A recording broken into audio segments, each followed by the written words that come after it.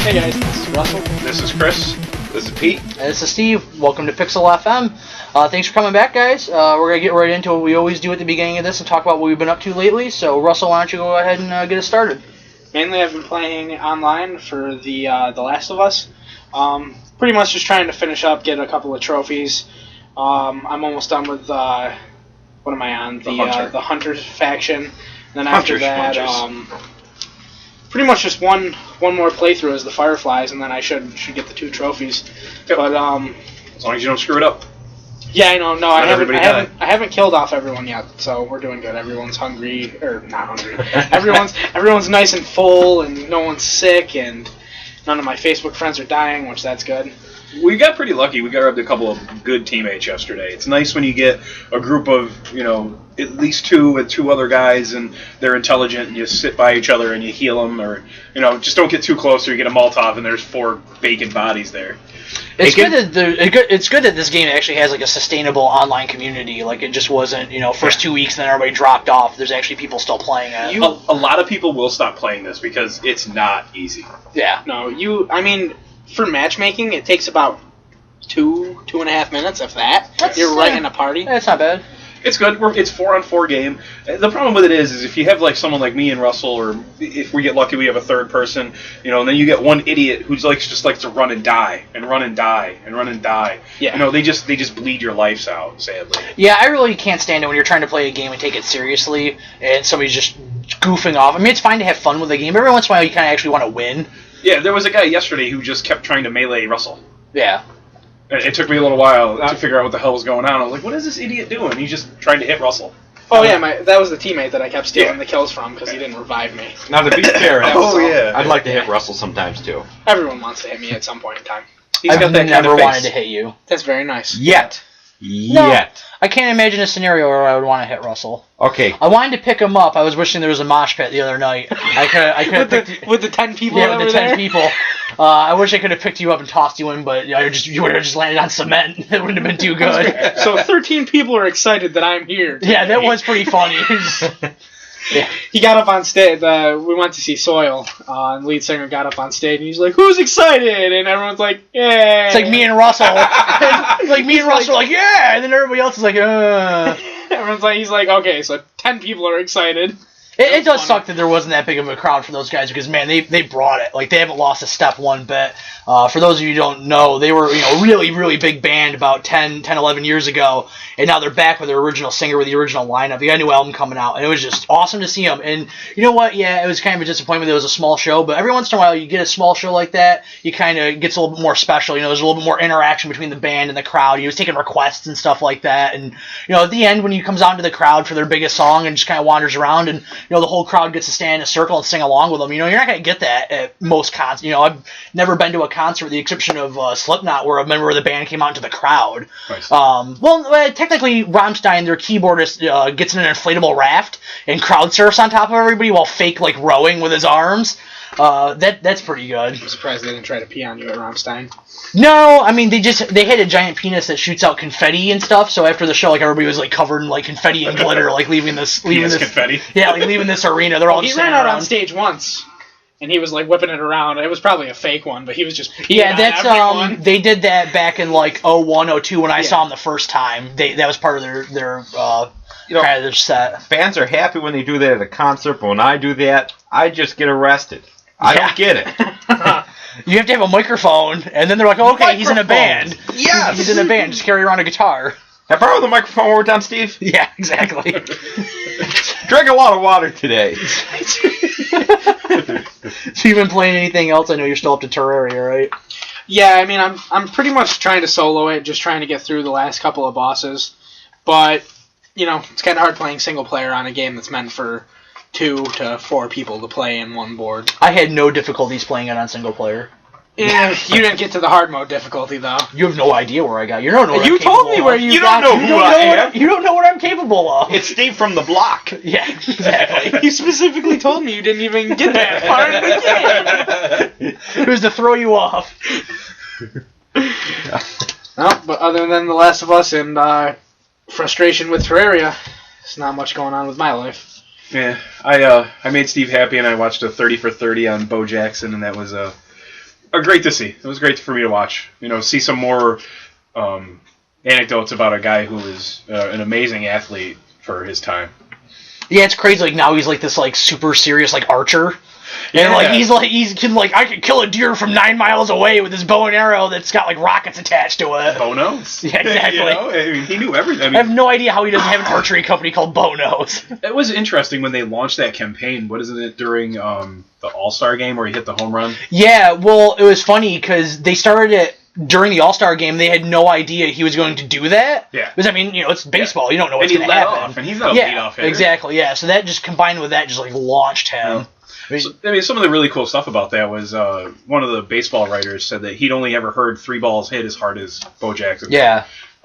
Babe Ruth, Hank Aaron, and Bo Jackson. Yep. And that was the first ball that this guy had ever heard him hit. So, he's an impressive athlete. Other than that, I watched... I've been playing some Limbo again on my Vita. I got it for free because they put it out on the Vita and Crossbuy kicked in and I got it. So I really like that game. I love the black and white. I enjoy black and white games. I don't know why. Did you try LA Noire in black and white? No. That's actually kind of neat to do that. Yeah. After you beat Last of Us, you can activate it. Oh, really? That's kind of neat. Yeah. Is it it like just straight, like I just turned the color off of my TV, or is it like grainy kind of? It's not grainy as I would like it to have been. Yeah. They could have put more of a 70s... Like a filter on it? Yeah. I would have hoped for a grain filter. Now, is that just black and white until the second half of Pink Floyd's Dark Side of the Moon kicks in? Yeah. Other than that, I'm back to my Madden and NBA kick, and I did a customer in my store recommended that if I like Wolverine, to read a graphic novel, Old Man Logan, and that was excellent. So if you got a Kindle, it's $2.99. Yeah, the Kindle is awesome for comics. Oh yeah. I don't like the panel view. You and I kind of talked about that. I could just watch straight pages, but yours is bigger than mine. I have the bigger Kindle, but the reason why I bought that Kindle was to read comic books and manga on it, because you can get the whole page on the screen. You don't have to scroll up and down or anything like that. It's super bright and crisp, and you can just read really quickly through it. And obviously, you're saving space in your house, because I've got too many comic books, so now that I can go digital, it's fine with me. You're going to run into the issue of space eventually, but with the Kindle Cloud, you can pretty much just delete and re-download if you want to read something again. Yeah, they don't take up that much space on them. I haven't played much this week. It's been pretty blah. Yeah, I think that's kind of the story of all of this. Really hot here this past couple weeks, so I think it's draining energy for most of us. You guys are just wimps. I played games since before you were born. I'm older than you. Before you were born! I played Far Cry 3, and I'm still not done. But it's fun. Fucking strange and weird is where I am now. I actually played some Far Cry myself this past week. I'm working on opening up all the towers. You said you're working on the second piece of the map. I made the second island. I've just done all the towers so I can unlock the assault rifle you get for it. And then I said, oh shit, I should have saved up some more money. And then I did a bunch of side missions to get money so I can buy the gun, and now I murder people with it. Is that the 3-round burst? I don't know what no, it's fully automatic, silenced. It is one of the signature weapons you get. Okay. You have to unlock all the towers, and then a buddy of mine who's playing the game, he's got that weapon, and it's ridiculous. Yeah. The way I'm going to ask you, either of you, now that you played it, I forgot to the last time we talked about it, playing through the single player, what did you think of the first time you get to one of the hallucination scenes? Amazing. Yeah, they were pretty cool. I was like, I'm not on drugs.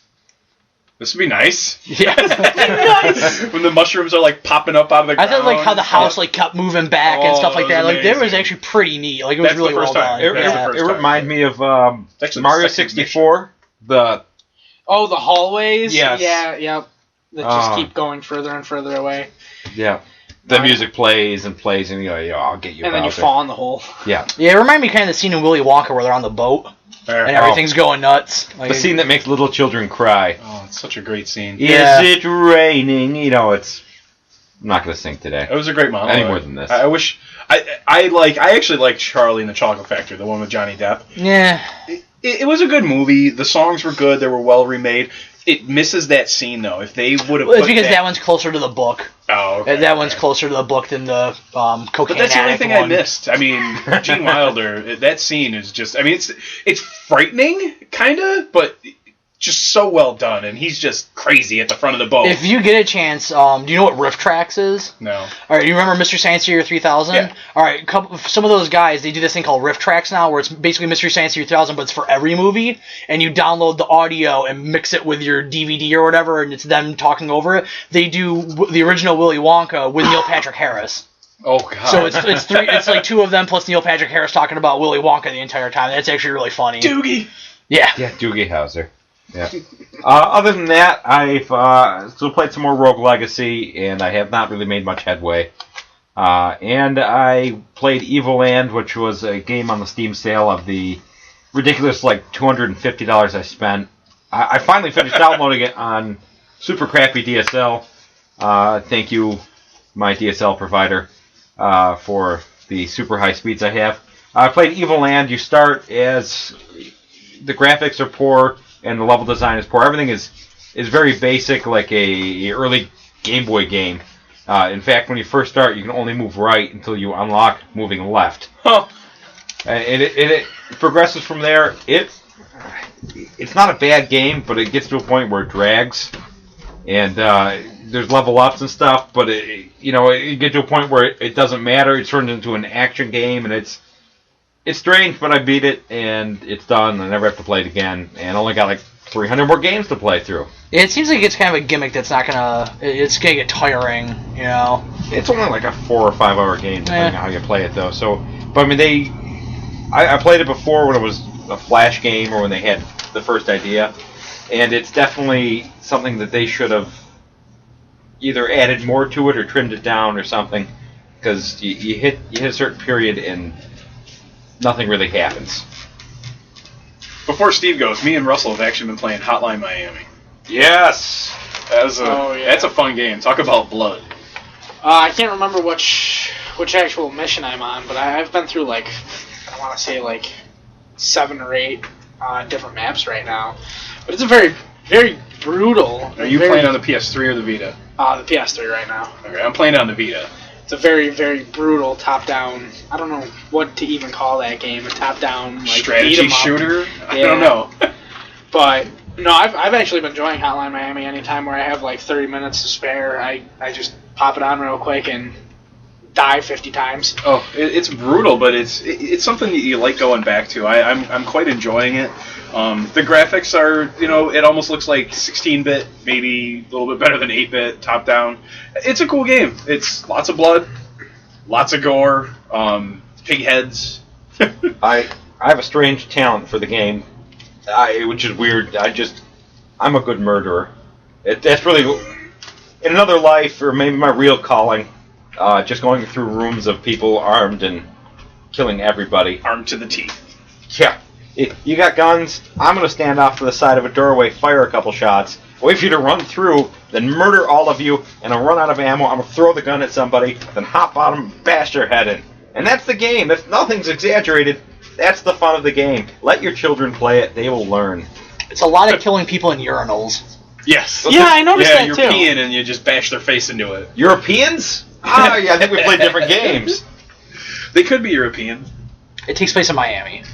They're And there's a traveling. hotline. Thank you for clearing that up. They're for us. traveling. It's a hotline. The nice in thing for Miami. you guys, though, is because you're just getting into Hotline Miami. Pete and I played it when it originally came out on PC. Hotline Miami 2 comes out soon. Oh, sweet. It's coming out later this year, so you'll be able to go right into that. That takes place in the 90s. Hotline Miami 2. Music's great. Hotline Heart. The music is Music phenomenal. is great in that game too. All the music, yeah. Yeah. Everything they play. The sound effects. There's lots of Yeah.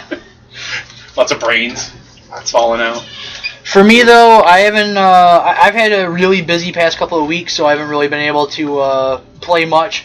I've been playing Persona 3, FES, although I'm starting off with traditional Persona 3, eventually moving to FES. This is all part of my ongoing process of playing. I played 4, now I'm playing 3, so I can eventually play Arena, since even though Arena is a fighting game and not an RPG, the story takes place after the events of 3 and 4, with characters from both.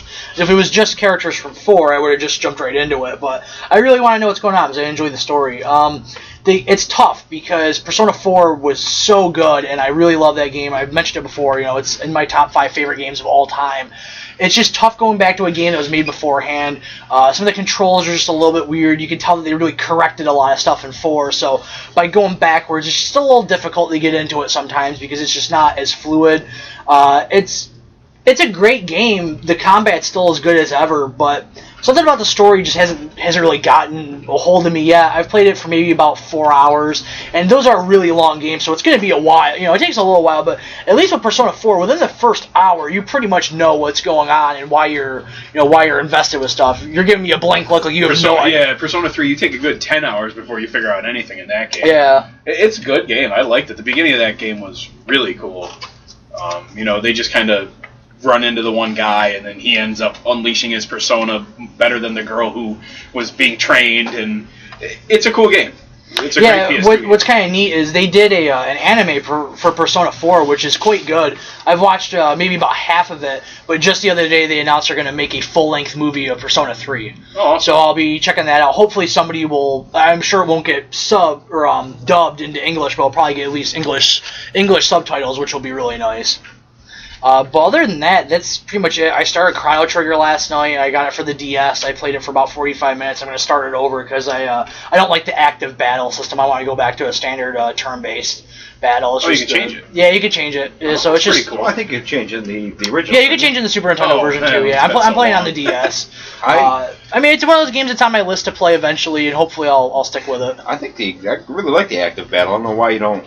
It's a little bit too slow for me, which is odd because obviously with turn-based it's as fast or as slow as you want to make it be, but I keep getting into situations where I don't have any opportunity to hit anything and I'm just dead. So I'm gonna start the game over and switch it, and I think I'll probably enjoy it a little bit more with that. But yeah, that's pretty much wraps up for what we've been doing. We're gonna take a short break and we will be back with news.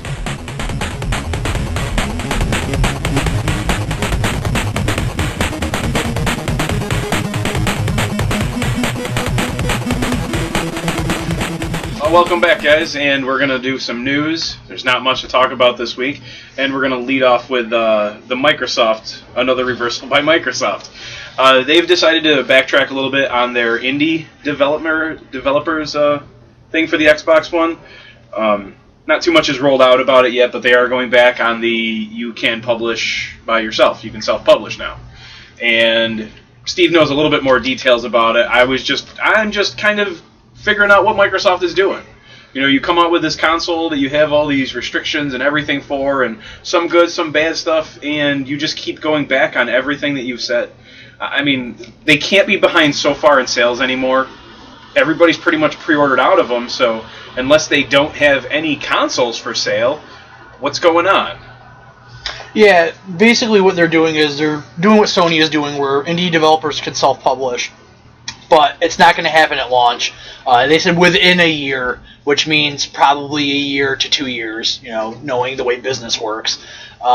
It's nice that they're allowing people to do this, but this doesn't change a lot of the problems that Xbox Live has. Xbox Live is still going to have the slot system. There's only X number of slots available to any developer at a given time. They also haven't gone back and said if they're going to change the way that the promotion stuff works. They only promote X number of games. They don't, Sony has said that they'll review every game, and if they think it's good enough, they'll promote it. Even if they're not going to promote it, they'll still put it on there, and it's up to you to promote, but they'll take a look at your game and promote it. Microsoft hasn't really said that. They've never really kind of stated the criteria that they use for what gets into, like Summer of Arcade or, anything like that. So I'm curious to see what they do, but the other thing is the same day that this news came out, more news hit where Sony is giving developers free PlayStation 4 dev kits. So they don't have to pay. They don't have to pay an arm and a leg to get these dev kits, and they're a loaner system, which most systems are. Like when THQ went out of business, they had to give back their 360 dev kits, their PlayStation 3 dev kits, Nice. Because they're not your property. They're property of Microsoft, their property of Sony or Nintendo or whatever it may be. It's great that indie developers are getting more of a shot on console because PC has really been the bastion for them over the past few years.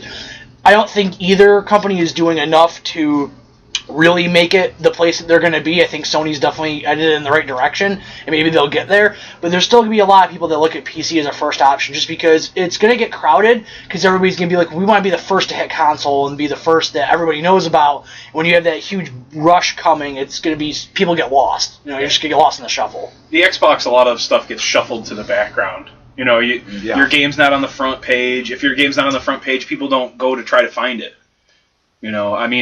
An indie game that I bought a couple years ago on the PlayStation that was never reviewed. There was nothing on this. There's nothing on Metacritic.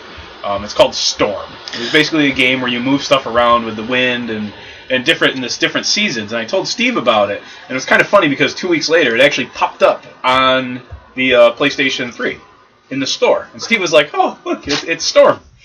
And that was a cool game, and it's actually coming to PC now, I believe. Right? It's already out. It actually came out on PC a couple weeks before it hit PS3. Good, maybe I can figure out how to play that game. Well, it's really weird because he bought this game a while ago, and nobody else had it. And now it's released. I honestly believe that you shouldn't have had that game, and that you bought somebody screwed up and put a dev build up or something like that. And you downloaded it. I bet you something waited for this game for months. I mean, I saw a preview of it, and then it just kind of popped up, and I was looking and looking and looking, and it came out, and I bought it the instant I found it, downloaded it, played it, got stuck, and then I was like, I can't figure out anywhere to go. Went to YouTube, figuring, hey, maybe someone will have a walkthrough. Nothing. It's because nobody had the game yet because it wasn't finished. Yeah, they probably put it out for half an hour, just do it unrestricted. We're not going to tell anybody, and just let the people who are doing our beta testing download it, make sure it works, and the whole nine there. And they're still waiting for a report from Chris. Yeah. Who is XXX 420 smokes a lot? Yeah. Sir Smokes a lot, baller man. On PlayStation Network if you want to play Last of Us with Chris. No scope. There's no X's or numbers in my name. Yeah, no scope, kid. Yeah. Oh. Shotgunning a toilet 420. That's my name on PlayStation Network. So if you wanna play Men's Room Mayhem with me, you can. I'm the king. That was the best commercial ever. Yeah, it does. Best commercial ever. It's funny we talk about the indie stuff because there was actually just a couple hours before we started recording this, huge news hit in the indie world. Phil Fish, who if you don't know, he made Fez, and the reason why a lot of people know who Phil Fish is he was one of the stars of Indie Game the movie. Indie Game the movie followed the development of Fez and Super Meat Boy, as well as highlighting Jonathan Blow's Braid, which was the first really big console-specific indie game. Phil Fish announced Fez 2 a few weeks ago, and everybody got really excited, especially because they announced it is coming to PC. Because a lot of people were upset that it was only on Xbox Live, and it eventually did come to PC, but not a lot of the problems were fixed, so a lot of people didn't buy it. He apparently went on some tirade on Twitter with another guy who called him out on a show on game trailers and got fed up and got all pissy and decided to take the ball home, and he's done.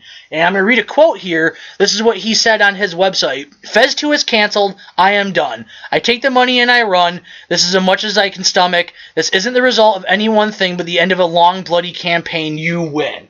Now, if you know anything about Phil Fish, you know that he takes the internet way too seriously. He takes criticism to heart, and he cannot take actual criticism. He flips out anytime anybody says anything remotely negative about him. If he hears this, he might be pissed at us. Yeah, I know, yeah. I'm going to get a cease and desist letter from Canada sent to my house. Hey, cease and desist, eh? The problem with this is that he can make a good game. Despite all his bullshit and his antics, and he made racist remarks last year that made everybody upset, the guy can make a good game, so I guess it's a little upsetting that we won't get this game, but I have to imagine that he's just having a pissy fit, and in a few months he'll be like, okay, guys, I'm going to make the game. Did you buy Fez?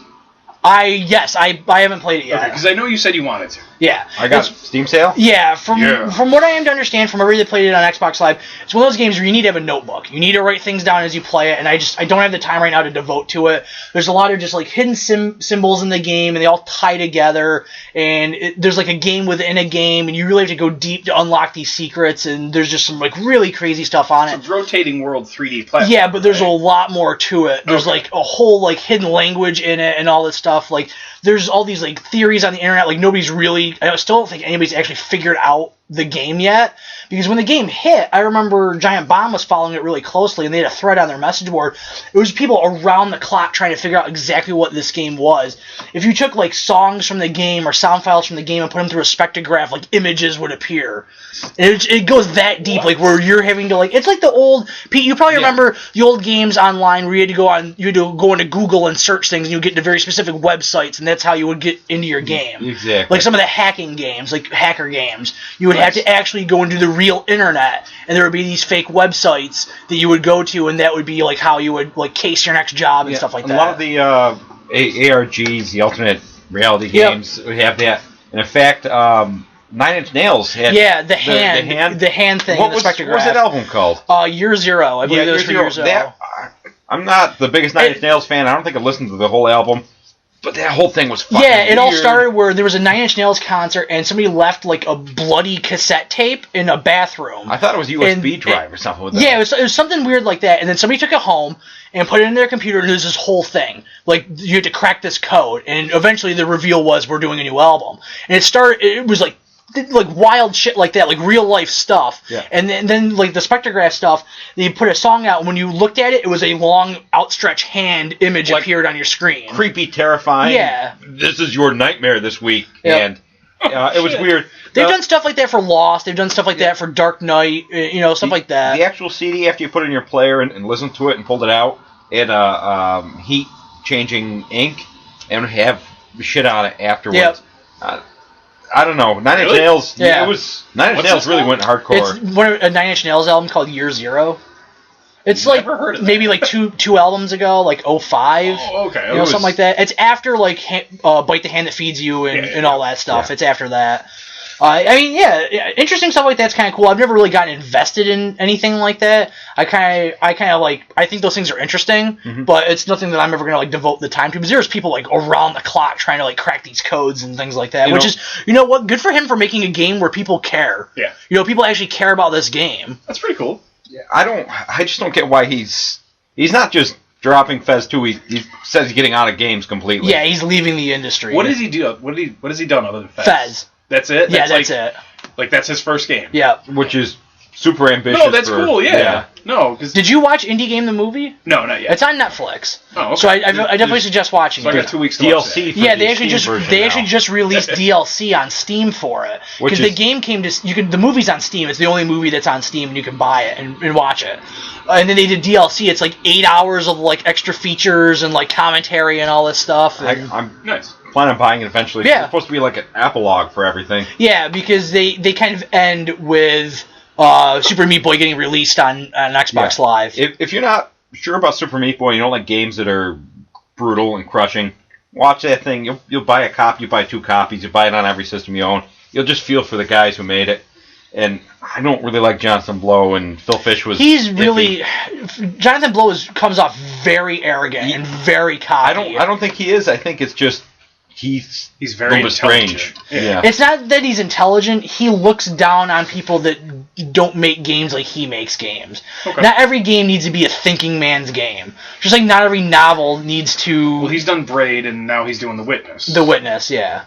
Two very heady, intelligent games. Yeah. That are probably going to be... I couldn't play Braid, in all honesty. I got stuck. I got didn't through really like get 3/4 of it. I just didn't really get the game. I was like, you're supposed to go and change time and then do... The whole game's in reverse, essentially, is what it ends up being, is you're doing everything backwards. It was cool. It was like a crazy time-changing Mario. The whole thing was you're not chasing after the girl. She's running away from you. Yeah. I figured out that you're the bad guy. And the girl's the atomic bomb. Yeah. I don't really understood what? She's the atomic bomb. The game takes place during the Manhattan Project. He's working on the atomic bomb. And you could do a... he feels guilty over creating something that's going to kill a lot of people. Okay, that's really cool. And you could do Maybe a hidden... I'll try to figure this stupid game out. A hidden side quest. It's not a stupid game. You can do a hidden side quest to get a bunch of little stars, and then instead of her running away from you, you can actually catch her, and then it was like a little nuclear blast. I don't even know what the hell that means. The game was weird. I mean, fun. as Pete and I found out last night, you can survive an atomic bomb with Hugh Jackman standing over you holding a piece of sheetrock on your face. Hold on. Pretty sure all you need it is was a metal. refrigerator. We talked about that. We've had a conversation about that. No, Wolverine's the new Wolverine movie starts off with him protecting this guy from the atomic bomb, and I just was like, that's interesting. I got a piece of sheetrock here. Sit down. It was a metal. Yeah. It was a metal cover. It's like the lid to the hole he's in. Okay. He's in like a tea kettle, and he's got pushing the lid on the guy's face. A tea kettle? You know what I mean. An atomic bomb tea kettle. This is my handle. This is my crossbow. Yeah, exactly. Snick, snick, snick. That's the sound it makes, too, and the whole movie's weird. Instead of like, shink, it's snick, snick, snick. Snick, snick, snick. It's always snicked. That's what it is in comics. It's always shing. No, it's SNIKT, snicked. It's been snicked ever since the X-Men started. The comics, but no, that's not how it actually sounds. Clerks or Mallrats. Yeah. Sneaky, sneaky, snot. No, never. You've never seen Mallrats? No, I've seen it. Stop doing this. Oh, Schooner. It's a schooner, stupid head. Other than that, for news, the only thing we're really going to talk about is Earthbound was released on the Virtual Console for Wii U users in the United States of America. Why is this important? The reason why this is important is Earthbound was a game. Lose money. Are you answering your own question? Yes. Why is this important? Well, I'll tell you, Steve. Fucking smother you. The reason why this is important, you fucking asshole, is this game came out on the Super Nintendo, and it's kind of widely regarded as one of the greatest games you've probably never played. It didn't sell that many copies in America. It's supposed to be very, very good. I've never played through it because the reason why is that copies of it go for about $300 on eBay. It's gone down now that the announcement of the game coming out on Virtual Console, and now that it's actually out, games are down to $200. But I mean, at one point last year, complete in-box copies of this game were $1,200. Yep. That's really tough for somebody to buy. So a lot of people haven't played this game, and you hear about it constantly, how good it is. And it's not rare by any stretch of the imagination. You go on eBay and there's 200 copies. It's just expensive. And now that it's out, I think a lot more people are going to play it. And there's actually websites now that have been reviewing the game and saying that it holds up. It really does hold up, and you really should get it. It's only $10. It's very funny. I mean, me and Steve played the beginning of it when we got our first one in at the store, and I really wasn't all that impressed. It's funny for being a game from 94. Yeah, around there, mid-90s. It's hit or miss. Some people, I mean, I've seen some people really not like the game. I loved it. It was great. It had some weird spots, not as weird as the stuff we've been talking about. But basically, it's a very quirky RPG, and it's a lot of fun. It'll make you laugh. It won't make you cry unless you're, afraid of something. And they have characters. I mean, they've introduced and they're reintroduced in Smash Brothers, and I'm really hoping that with the release of this on the Virtual Console, it'll come by and through the next game, Mother 3 in Japan.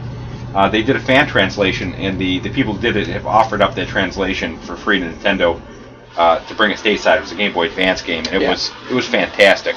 I would honestly suggest, if you are at all curious about Earthbound, go onto YouTube, or you can go to RetroWareTV.com, look up Clan the Grey Wolf's History of Earthbound video. It's a 2-part video, and it goes over basically everything you would ever need to know about the game and the story of it and why it took so long for it to come out. And then he does a review of the game. I mean, if you don't want to get spoiled, I would say don't watch the review, but watch the first part. It's actually a really well-made, about 30-minute long documentary. It's really in-depth, and you find out about why people love this game so much. The reason why we're talking about this is that there are a lot of games out there that are really, really expensive to get into. That are retro games that haven't ever been ported to anything else. You would think in this day and age that pretty much everything would be on PlayStation Network or Xbox Live or Virtual Console. But there's so many licensing issues or music issues or whatever issues that prevent games from coming, and these games didn't sell, but the people that have played them know that they're good and tell other people. And it's like, one of the games I've always wanted to play is Wild Guns on the Super Nintendo. I'm not going to spend $200 on it. I'm sure it's great, but from what I hear, it's like an hour-long game. You know, it's an arcade-style shooter. Yeah, it's a rail shooter. I'm not going to spend that much money on that game, but I would really like to play it. And you can't get it anywhere else. Yeah, I've never seen a copy. Yeah, I've never seen one in person. Isn't Demon's Crest? I don't think it's been released on anything yet. Yeah, Demon's Crest, at least that's under $100. That's somewhat closer to like a regular retail game these days. You know, it's like $75 loose. It's probably a couple $100. But I think it's a little ridiculous that we have to resort to piracy to play these games. You know, technically, ROMs and emulators are illegal. You know, if you don't own the original copy of the game, technically it's illegal. And I think it's a little ridiculous they have to do that. It would be nice if Nintendo could figure out a way to kind of squash any type of rights issues or licensing issues and get a lot of this stuff up on their virtual console. It'd be a great idea if all of them did it. Yeah. I mean, there's a lot of PlayStation games that are just obscure and hard to find, like, and even Japanese games. We actually got a Japanese PlayStation in our store, and me and Steve are going to have a big fight about who gets it. Because he has some games, and I want to buy one in specific. And it's not an expensive game. I could buy it right now on eBay for $15. I looked at them today. It's called Vib Ribbon. It's a little black and white game where you're a rabbit and you push buttons. It's one of the first music games. You push buttons to jump over stuff. It's 4 buttons, and that's it. I will happily let you buy it and play it on my Japanese PlayStation 2. You can absolutely do that if you want. I've been thinking about it. I wonder if my PlayStation will play Japanese games, because the PlayStation 3 is not region coded. Would that mean I would be able to play a Japanese PlayStation 1 I highly game doubt in it. it? That's what I was thinking. I highly, highly doubt that. But there is one thing you said, and it's going to really... It actually jumped out at me, is the music issue in games. I think that is what's going to hold back a lot of the PlayStation games from being put on the network. Because licensing for stupid musicians, they want every penny they can get out of stuff. And fair, that it's their money. But, you know, when it came to CD-based games, you got a lot of actual music on there. And then they got to go back and repay these guys to put that stuff on the network. That's the reason why a lot of DVDs, like television shows, there's only one season of WKRP in Cincinnati that you could buy on DVD. It took Freaks and Geeks like a decade to come out on DVD because of all the music in that game.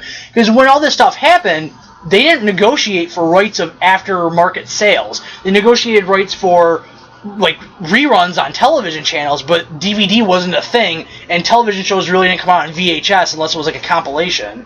Didn't Freaks and Geeks, they have to change some of the music in general? I think so. Yeah, I honestly think that they did. I just watched the series. I mean, I've watched the series multiple times, but I just watched it again recently, and they were running episodes on television at the same time.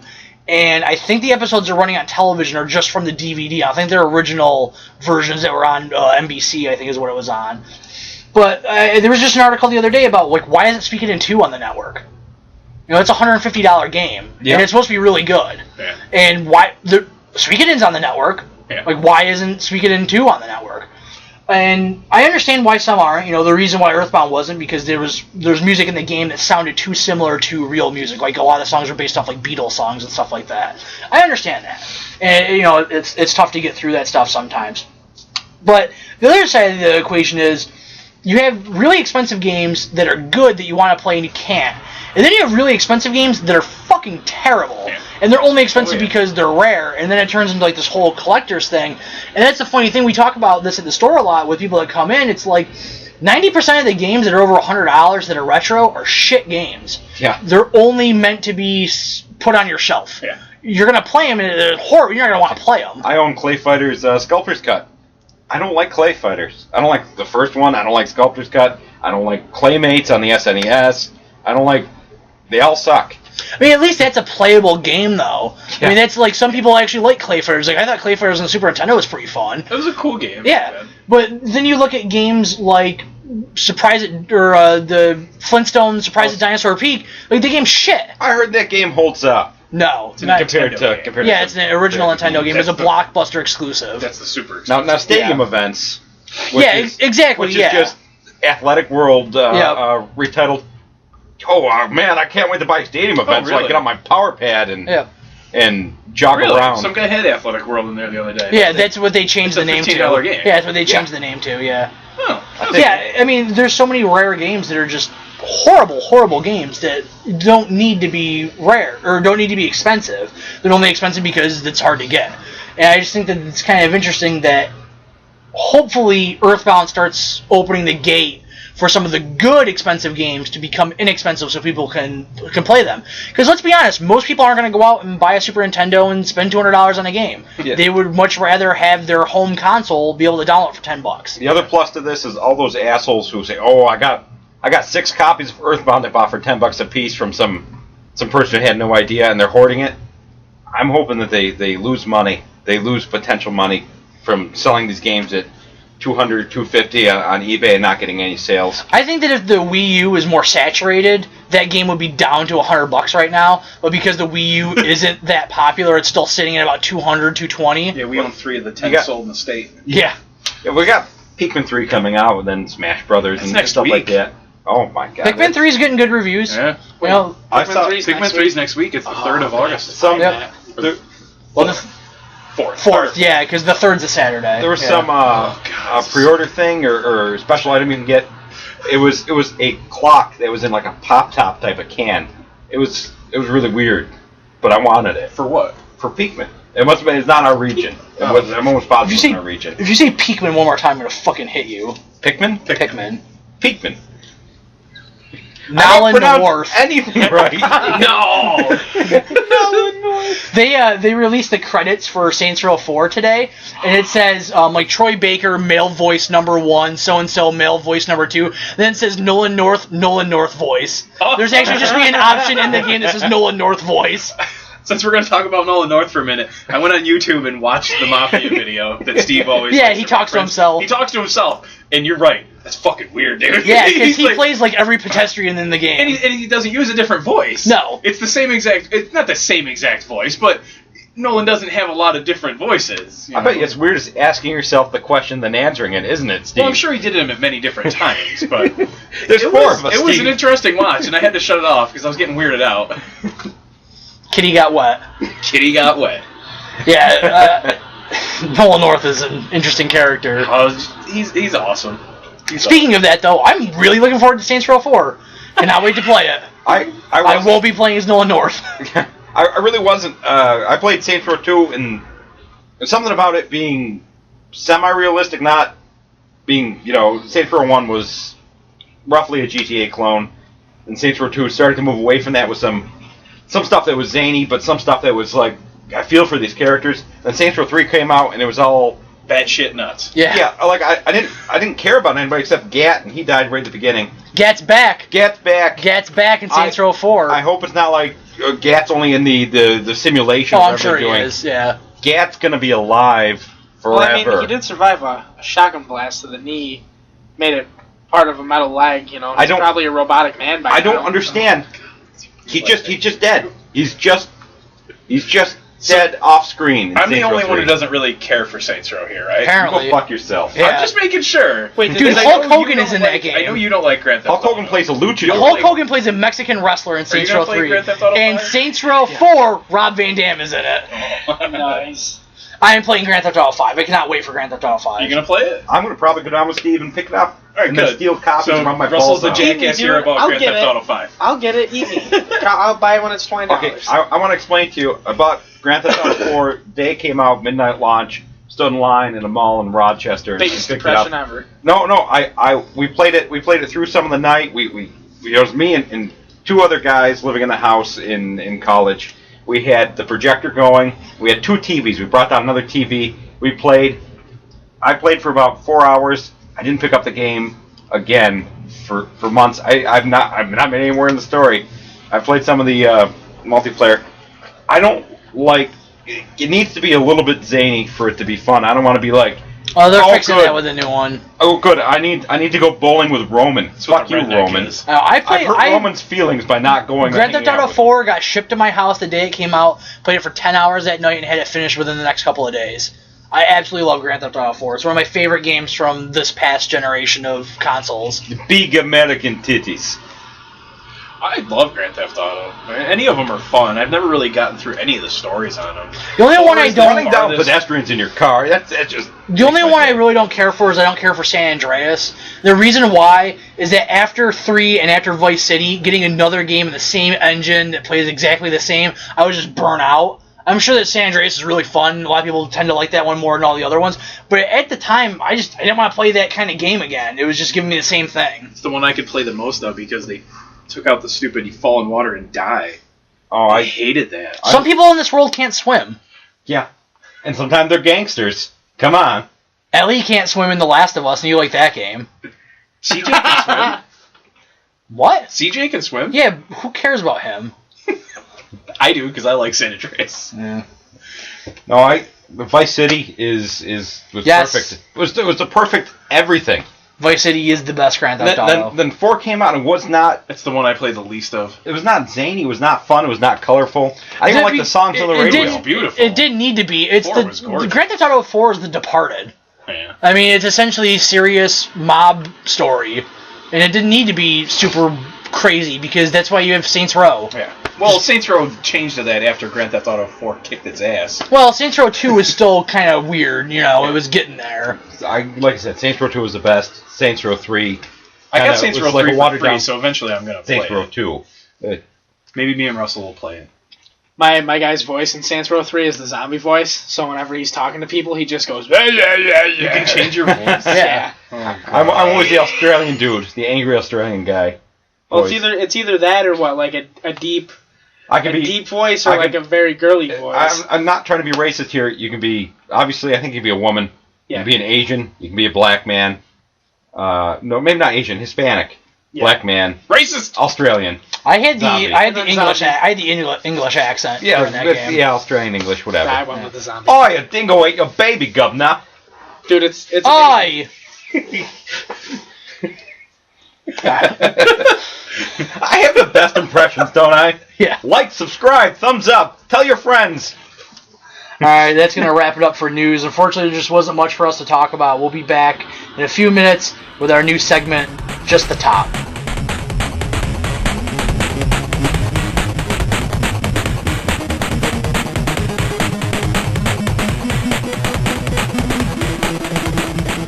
Alright guys, we're back. And since we didn't have much to talk about this week, we're going to bring a new segment into the fold called Just the Top, where we each have come up with an individual top 5 list. Not anything special, we just whatever we wanted to do, and we're just going to give them to you and we'll talk about them a little bit. Now, me being as busy as I am, I, number one, forgot that I was supposed to go out with Russell on Thursday night until he reminded me at 2 o'clock in the afternoon, and I completely forgot I had to come up with a top 5 tonight until after I got home tonight. So I put one together as fast as I possibly could, and I decided to come up with my top 5 favorite traditional fighting games, specifically fighting games from the 90s into the early 2000s. I'm going to give you these in no particular order. My list is as follows. Ultimate Mortal Kombat 3, I played hundreds of hours of this as a kid. Super Street Fighter 2 Turbo, again, another game, not only did you play it in the arcade, but you played it at home as well. Tekken 3, that was one of the first PlayStation games I ever played. I actually played that before I owned a PlayStation, and really loved that game. And every once in a while, you run into an arcade that still has a Tekken 3 cabinet, and you get to play that, and that's always really fun. Marvel vs. Capcom 2, I bought it the day it came out on Dreamcast. Loved every second of playing that game. It's rare you find a cabinet, out there, but if you could find one, it's great to have, and it's nice that that game eventually came to like PlayStation Network and Xbox Live, so you can play it again, because it's really nice. And every once in a while I lose my Dreamcast copy and I can't find it, and so I finally just got it on my PlayStation 3. And lastly, the newest one, I am horribly off. I said 1990s and 2000, early 2000, Blaze Blue. Blaze Blue came out like 4 years ago, but I really love Blaze Blue, and it's the last fighting game that I really dedicated myself to. I was actually pretty good at it, but I really, really love that. I don't know if any of you guys got into fighting games over the years. Tekken 3 is awesome. Tekken 3 is awesome. Blaze Blue. I love the 2D side scrolling. I make love, not war. I don't like fighting games. Yeah, I'm not really into fighting games either, but Tekken 'cause I'm 3, really awful. when I went to college, when I was actually in a real college, not just a community college, I worked in the pool hall, and they had a Tekken 3 cabinet. Nice. And I pissed people off by playing Devil. I was Paul Phoenix. I could figure out like 2 moves. I knew how to do like the little laser, you jump up in the air and pew. Yeah, Paul Phoenix was always my guy. Paul Phoenix, Bounty Hunter. Or something like that. It just sounds like he needs a title.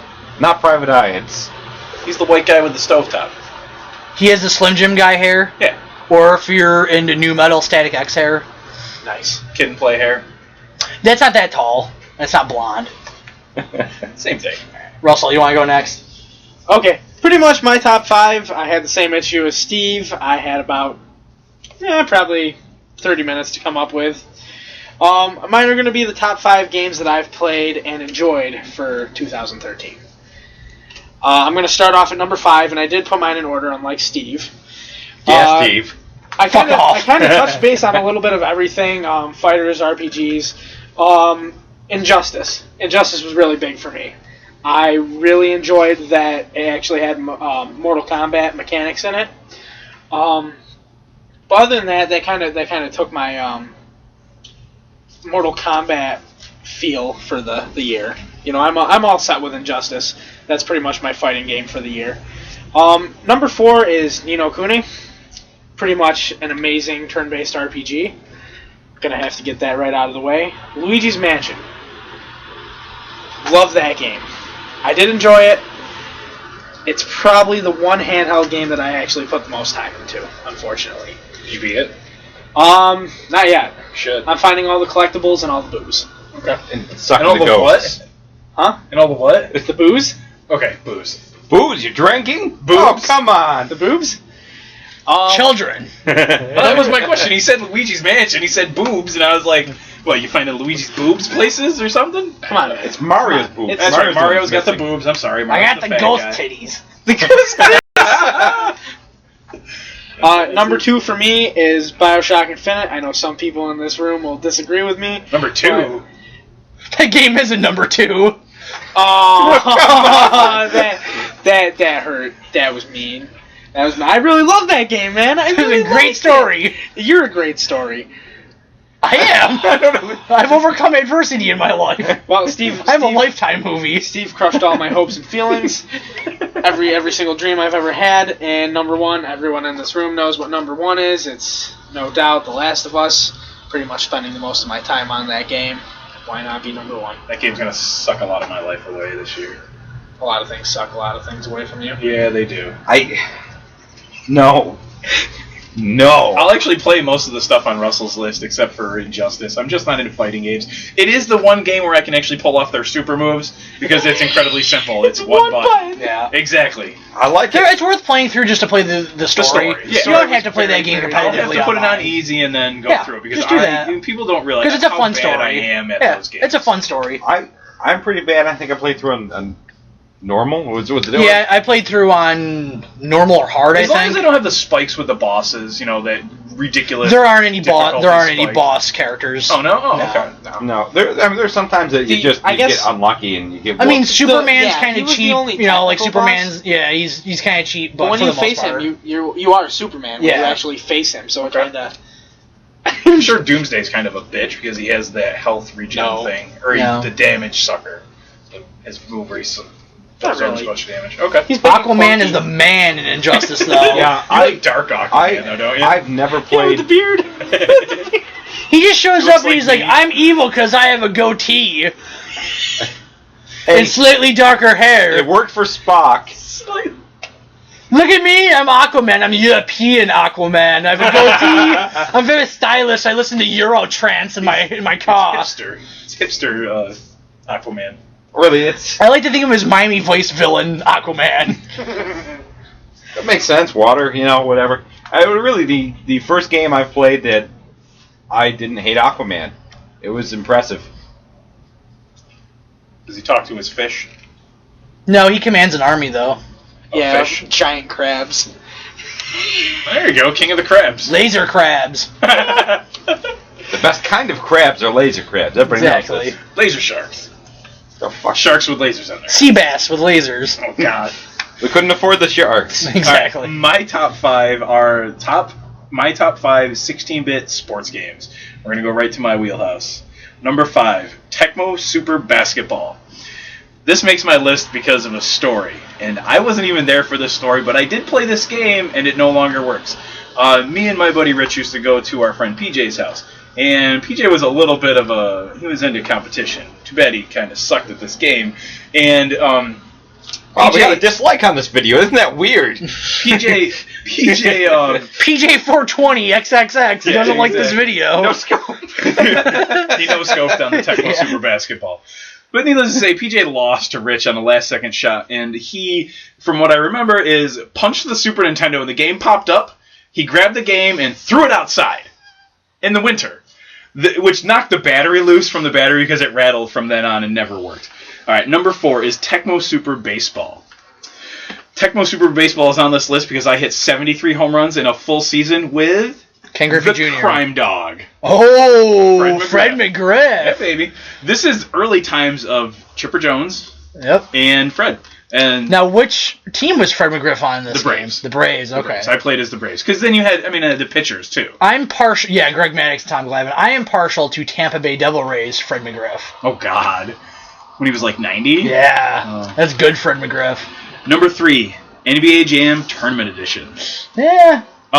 You could be pretty much anybody in this game. I don't know if Michael Jackson was in this, but I know Bill Bill Clinton. Clinton is in this, and the Beastie Boys are. Yep. At least 2 of them. I'm not sure about the third one. That was just because I looked it up on a list and wanted to make sure that I was right. I played so much of that in the arcade. Like, unbelievable amounts of NBA Jam in the arcade. Number 2 is, and this is going to be weird, it's NHL 94-95. I don't remember which one I played a lot of. I played a lot of this in college on the Genesis, which is probably the most Genesis I've ever played because I never owned one.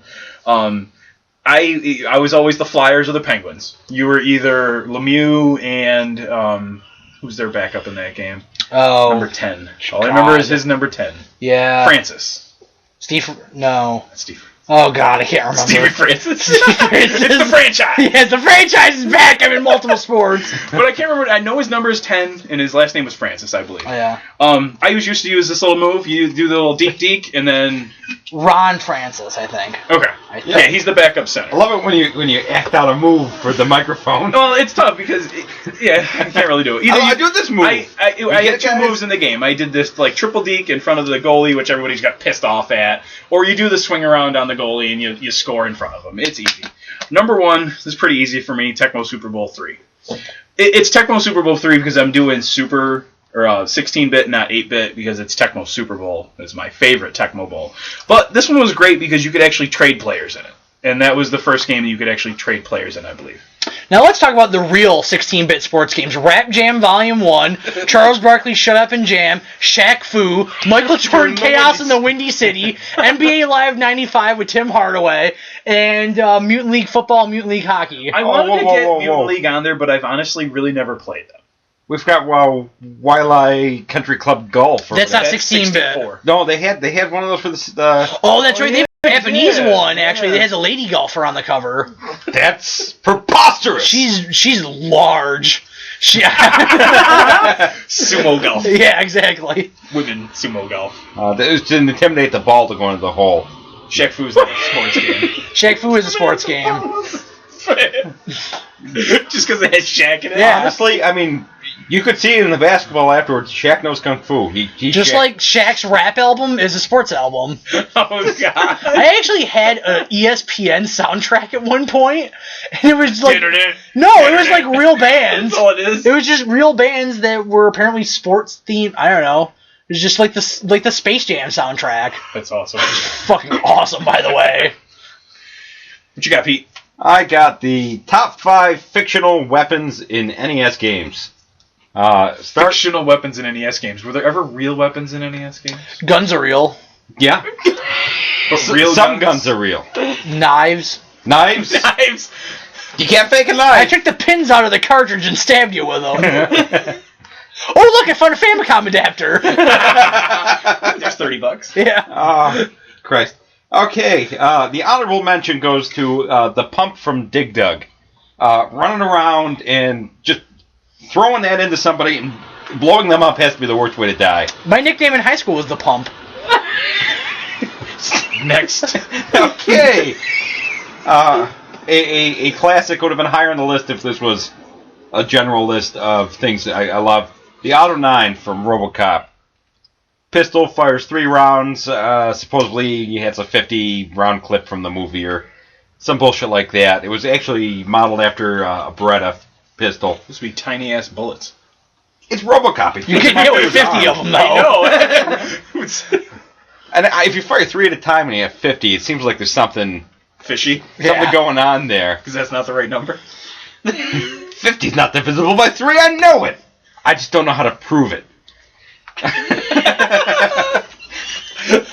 The other thigh has a calculator that comes out.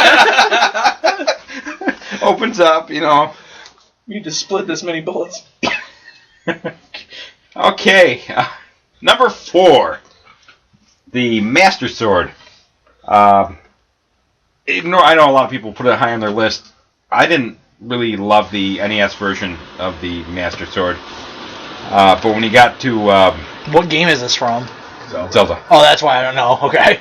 I'm just curious. What the hell thumbs game up is and this? like it if you hate Zelda, like Steve and BioShock Infinite, and puppies and kittens and baby birds. Toys have been taken away. You can't take all his toys.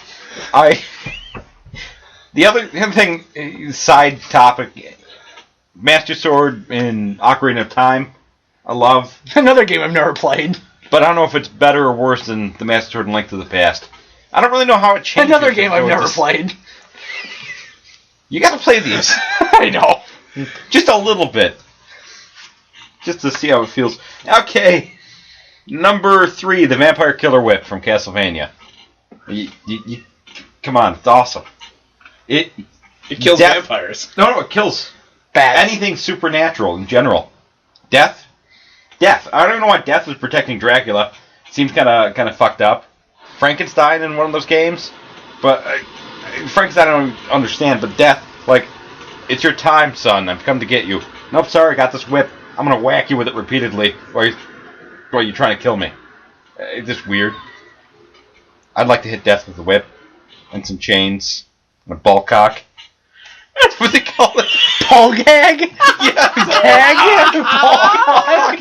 I want to hit Dracula with my ball cock. Ball cock is the badminton. Yes. I like to stick that in his mouth too. Or you can give him a ball cocktail. If anybody knows what a ball cocktail is. Lots of balls in a cocktail. No, never mind. I just won't go into it. Once you figure that out on your own. That's for the best. Don't Google that. Ever. Kids. Number 2, Spread Gun, Contra.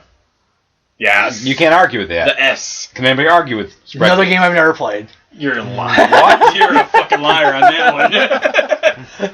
Now, if you hear any weird screams, I'm just stabbing Steve repeatedly in the stomach. Number 1. Pete, we played Contra together in an We did? arcade cabinet. We did? Yeah. We basically played did? Contra the other day Yes. for half an hour. Play Choice 10, where we'll be tomorrow. Oh, yes. Yes, we'll be at the Play Choice 10 place. Yes. Number 1, the all-time best, and nobody can argue with this one because they just can't. The Mega Buster for Mega Man. There's nothing better No, than is his having a base gun gun. arm. Huh? That's his base gun. That's his base gun. I'm the kind of guy in all games. You get something that's like super awesome, like the Mervin Fallout, or you get the power ups in Mega Man or whatever, missiles in Metroid. Never use them. You got to save them. What if you need them? And then I finished the game and I was like, oh, I got a full inventory of stuff I probably should have used. The sometime. best weapon in an NES game is the phone in Wall Street Kid. You can make your competition pay. That's awful. Exactly. No, I will not give you that. My words are my weapon. My word is my password. Verify me. Yeah. I really shouldn't have said that out loud. Copy of that. Yeah, I think you do. I have a box. Do you have a box on Wall Street? I think so. It's a gorgeous box. I know it's lovely. He's so happy on the and front. it's all printed out like a comic book dot style. Yep. I'm sure it's a better word for it. Halftone. I'm sure it's a better word for it. Yeah, I think that's the wrong word to begin with. I didn't say just a correct word, better word. And the only other thing I was thinking about put on that list that didn't make it, the shoes that Mario wears, because he fucking jumps on everything. Those are some good ass shoes. Tanuki suit? No, just shoes in general. No, the Tanuki suit is better. Oh yeah, well it's good. Yes. They whip people and they die with your tail. What's the one where you turn into a statue? Oh, shit. You're supposed to have balls, but you don't have balls. Oh God, what is it? The metal suit? Yeah, but I can't think of the name It's of not it. metal. It's a Mario 3 suit. Oh, shit. What?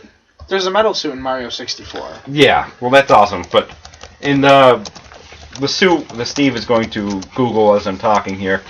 Basically, you're like a Tanuki suit. You can go around, fly. Have the Google's down. That doesn't make any sense. Isn't that the little pea suit? With The end of the world. No, you don't. It's not the end of the fly. I've seen the Google and it was nigh. You can hit down and B, and you turn into a statue, and enemies walk by you.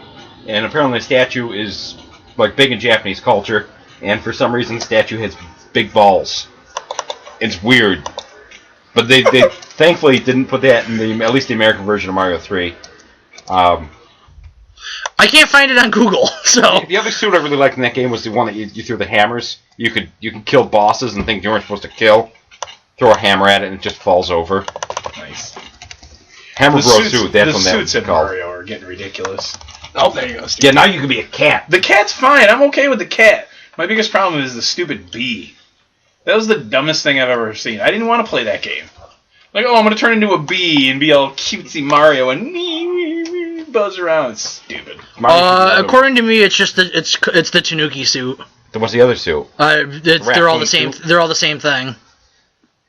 It's bullshit, I tell you. If you have it, you can turn into the statue. Okay, so that is the Tanuki suit. Yeah. Um, Mystery solved. yeah, I'm glad you were here for this, TV audience. We're about TV, right? Yes. You can edit it out. TV famous.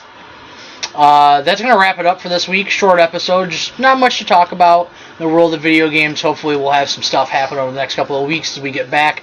Although, yes, that's the correct words. I stumble over my words as I typically do. We are doing some other stuff on the YouTube channel besides this podcast, so if you guys are interested, we have a series called Double Take that's out right now. We've done 2 episodes. Pete and I sit down, we play a game, kind of talk about it, kind of laugh and have some fun. We did one on Rogue Legacy, which is a little bit more informative, so if you're interested in purchasing the game, I suggest watching it, because we kind of tell you why we like it. And then we did one the other day on Broforce, which is an upcoming PC game that's kind of like Metal Slug from the Neo Geo days. Yeah, Curly and Alpha. Yeah, it's really, really fun, and I highly suggest you check it out. Watch the video, and you'll understand instantly why you should go and get it, especially because the version of the game that we played is free to download. You don't have to pay anything to get it. So I would suggest checking that out, picking that game up, and playing around with it, because when it comes out, it's, like we said in the video, it's a day one purchase for both of us. Yeah, exactly. I mean, it's more fun than the Barrel Full of Monkeys, and to be fair, that's not hard to do. Was a Barrel Full of Monkeys ever actually a lot of fun? Yes. No. They're monkeys. Don't Break the Ice was better. I was always a perfection man. Yeah. The tension really helped. Oh my Jenga. god, I can't get the pieces to fit. Pop. Terrifying. Hungry hippos. Yeah, no, I ate those balls. They didn't work out well. Crossfire. You get caught up in the Crossfire! Everybody had to. If you grew up in the 90s, man, you know what Crossfire is. You could not get away from that commercial. Mm-hmm. That and Mr. Bucket. Yeah, Mr. Bucket. Ants in your pants. Shut up. You're too old. Because you're in your 50s. Oh, that was... I remember when I had a cup with a ball and the string on it. I used to walk down the street and bowling soda was a No, nickel. he doesn't watch it. He That's doesn't bowling get cup. it. He doesn't get it though. What? That's a whole bit from Family Guy. Yeah, that show's not funny. It's a ball in a cup. You get the ball. It's in a cup. And you get it in the ball. Yeah, it's a big bit. Oh, God, that's really pulling me in to watch it. You'd enjoy that. I Chris is know. funny. Chris was around when Monopoly first came out. The day when Was it scary when they came up with railroads? The human body was not meant to travel so fast. Just waiting for like flying car, bitch. Yeah. All right, My guys. skateboard. That's going to wrap us up for this week. Thanks for listening. We'll be back in a couple weeks with another episode. Have a good night, guys.